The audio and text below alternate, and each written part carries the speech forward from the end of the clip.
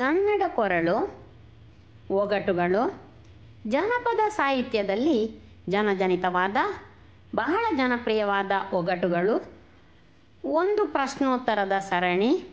ಇದರಲ್ಲಿ ಒಂದು ವಸ್ತುವನ್ನು ಇನ್ನೊಂದು ವಸ್ತುವಿನ ಮುಖಾಂತರ ವಿವರಣೆ ಕೊಡುವಂಥದ್ದು. ಅದಕ್ಕೆ ಪ್ರಶ್ನೆಗೆ ಒಂದು ಉತ್ತರವಿರುತ್ತದೆ. ಮೊಟ್ಟೆ ಒಡೆಯೋ ಹಾಗಿಲ್ಲ, ಕೊಡ ಮುಳುಗಿಸೋ ಹಾಗಿಲ್ಲ, ಬರೀ ಕೊಡೆ ತೆಗೊಂಡು ಬರಂಗಿಲ್ಲ.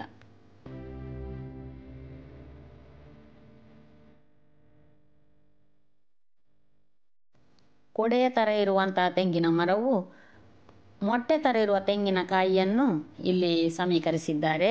ತೆಂಗು ಇದಕ್ಕೆ ಉತ್ತರ. ಕಡಿದರೆ ಕಚ್ಚೋಕೆ ಆಗಲ್ಲ, ಹಿಡಿದ್ರೆ ಮುಟ್ಟೋಕೆ ಸಿಗಲ್ಲ. ಏನಿದು?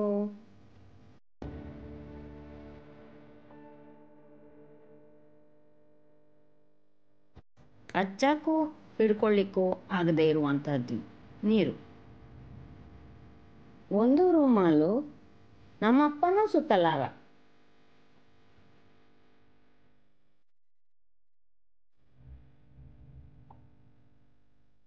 ದಾರಿ ಸುತ್ತಿದಷ್ಟೂ ಮುಗಿಯುವುದಿಲ್ಲ.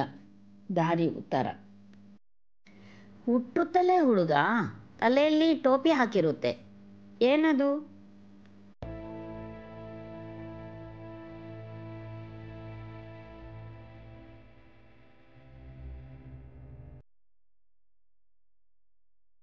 ಟೋಪಿ ಹೇಗಿದೆ ನೋಡಿದ್ರಾ? ಬದನೆಕಾಯಿ ಇದಕ್ಕೆ ಉತ್ತರ. ಸಾಗರ ಪುತ್ರ, ಸಾರಿನ ಮಿತ್ರ. ಇದೇನಿರಬಹುದು?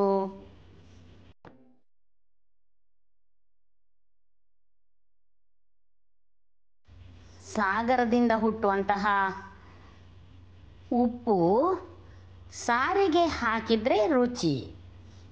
ಇದು ಉತ್ತರ, ಉಪ್ಪು. ಸಾವಿರಾರು ಹಕ್ಕಿಗಳು ಒಂದೇ ಬಾರಿಗೆ ನೀರಿಗಿಳಿತವೆ.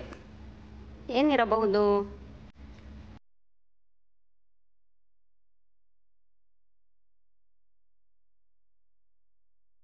ಹಕ್ಕಿ ಇದರ ಉತ್ತರ. ಮುಂದಿನ ಪ್ರಶ್ನೆ.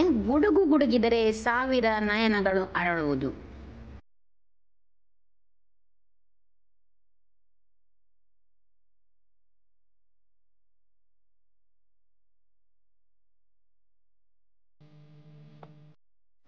ನಯನ ಅಂದರೆ ಕಣ್ಣು. ಗುಡುಗು ಗುಡುಗಿದಾಗ ನವಿಲು ಈ ಥರ ಗರಿ ಬಿಚ್ಚುತ್ತದಲ್ಲ, ಹಾಗಾಗಿ ನವಿಲು ಇದರ ಉತ್ತರ. ಕಣ್ಣಿಲ್ಲ ಕಾಲಿಲ್ಲ ಆದರೂ ಚಲಿಸುತ್ತಿದೆ. ಯಾವುದು, ಎಲ್ಲಿದೆ? ಬಲ್ಲಿದನ್ನು ಹೇಳಿರಲ್ಲ. ಏನಿರಬಹುದು?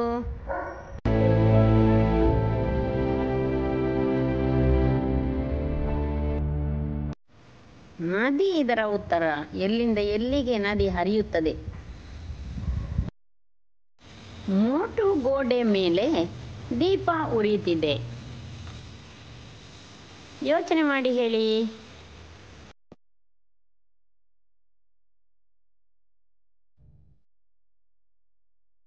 ಮೂಗು ಓರೆಯಾಗಿದೆಯಲ್ಲ, ಅದರಲ್ಲಿ ನೋಡಿ ಬೊಟ್ಟು, ಅದಕ್ಕೆ ಮೂಗು ಬೊಟ್ಟು ಅಥವಾ ಮೂಗುತಿ.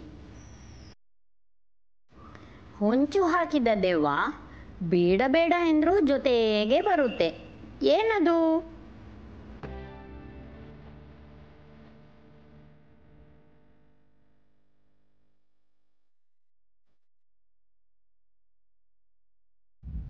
ಬೆನ್ನ ಹಿಂದೆನೆ ಬರುವ ನೆರಳು.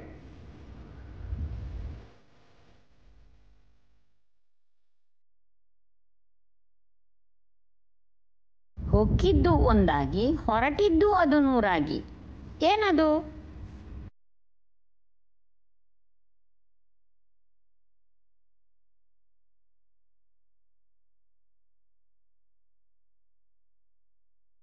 ಶಾವಿಗೆ ಮೆಷಿನಿಗೆ ಒಂದು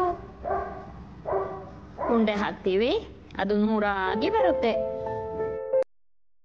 ಮರನು ಮರನೇರಿ ಮತ್ತೆ ಮರನೇರಿ ಬಸವನ ಕತ್ತೇರಿ ತಿರುಗುತ್ತಿದೆ. ಏನದು?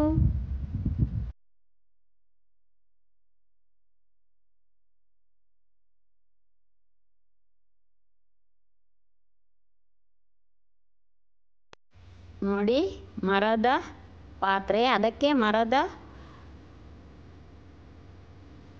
ಕೋಲು, ಅದನ್ನು ತಿರುಗಿಸಲು ನೊಗ ಕಟ್ಟಿಕೊಂಡ ಎತ್ತು. ಹಾಗಾಗಿ ಗಾಣ ಇದಕ್ಕೆ ಉತ್ತರ.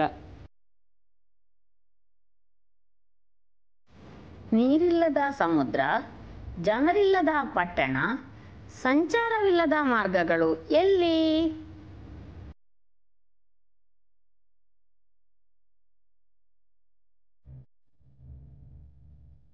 ನಕ್ಷೆ ಇದಕ್ಕೆ ಸರಿಯಾದ ಉತ್ತರ. ಇದರಲ್ಲಿ ರಸ್ತೆಗಳು, ಸಮುದ್ರ, ನೀರು, ನದಿ ಎಲ್ಲ ತೋರಿಸ್ತಾರೆ, ಆದರೆ ಜನ ಮತ್ತು ವಾಹನಗಳು ಇಲ್ಲ.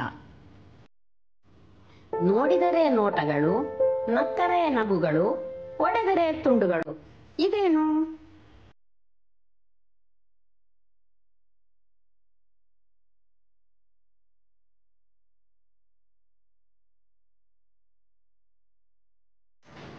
ಕನ್ನಡಿ ಇದರ ಉತ್ತರ.